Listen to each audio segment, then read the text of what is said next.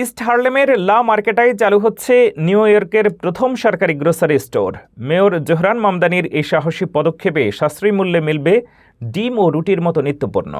$30 million এই প্রকল্পটি 2029 সালের মধ্যে শহরের 5 বরোতে সুলভ মূল্যের বাজার পৌঁছে দেওয়ার মহাপরিকল্পনার প্রথম ধাপ। বিস্তারিত আরও থাকছে এই প্রতিবেদনে। নিউ ইয়র্ক সিটিতে কি এবার সস্তায় মিলবে ডিম আর পাউরুটি? নিজের মেয়াদের প্রথম 100 দিন পূর্ণ করে মেয়র জোহরান মামদানি দিয়েছেন এক বড় ঘোষণা।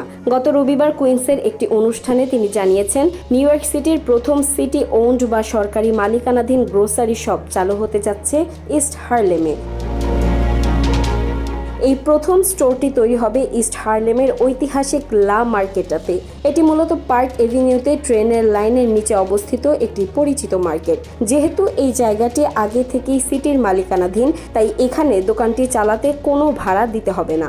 মেয়রের লক্ষ্য 2029 সালের মধ্যে 5টি বরোতে 5টি এমন দোকান চালু করা। তবে এই উদ্যোগ নিয়ে শুরু হয়েছে তীব্র বিতর্ক।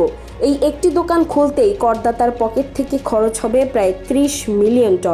মজার ব্যাপার হলো, মেয়র পুরো প্রজেক্টের জন্য বাজেট রেখেছিলেন $70 মিলিয়ন, অর্থাৎ প্রথম দোকানেই বাজেটের প্রায় অর্ধেক শেষ। সমালোচকরা একে অদূরদর্শী পরিকল্পনা বলে উল্লেখ করেছেন। 2013 থেকে 2023 সালের মধ্যে নিউ ইয়র্কে গ্রোসারি পণ্যের দাম বেড়েছে প্রায় 66%। মেয়রের দাবি, সরকারি এই দোকানে মধ্যস্বত্বভোগীদের দৌরাত্ম্য থাকবে না, ফলে সাধারণ মানুষ সাশ্রয়ী মূল্যে খাবার কিনতে পারবেন। রবিবারের এই অনুষ্ঠানে মেয়রের পাশে দেখা গেছে প্রবীণ রাজনীতিক বার্নি স্যান্ডার্সকেও। খাবার কি আসলেই সস্তা হবে, নাকি এটি কেবলই একটি ব্যয়বহুল রাজনৈতিক প্রচার? আগামী 2027 সালের মধ্যেই জানা যাবে ইস্ট হার্লেমের বাসিন্দারা এর সুফল পাচ্ছেন কিনা।